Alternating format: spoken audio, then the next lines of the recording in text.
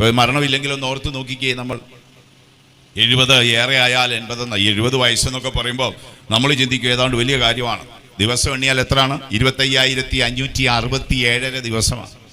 25,567 ദിവസമാണ് നമ്മുടെ ഈ 70 വയസ്സെന്ന് പറയുന്നത്. നമ്മളൊന്ന് കാൽക്കുലേഷൻ ചെയ്താൽ മതി. 25,567 ദിവസം കിട്ടുമ്പോൾ അതിലൊരു 8,000 ദിവസം ഭക്ഷണം കഴിച്ചും വസ്ത്രം ധരിച്ചും അങ്ങ് പോകും. പിന്നെ നമ്മുടെ ശിശുപ്രായവും വാർദ്ധക്യവും പോകും. ഇതിൽ 1/3 ഭാഗം നമ്മൾ ഉറങ്ങിപ്പോകും. ഇതൊക്കെ കഴിഞ്ഞ് പിന്നെ നമ്മളെന്തോ ജീവിച്ചെന്നാണെന്നേ. നമ്മളൊരു നിമിഷം ചിന്തിച്ചാൽ മതി, നമ്മളെന്തോ ജീവിച്ചെന്നാ. എണ്ണപ്പെട്ട ദിവസമേ ജീവിച്ചുള്ളൂ.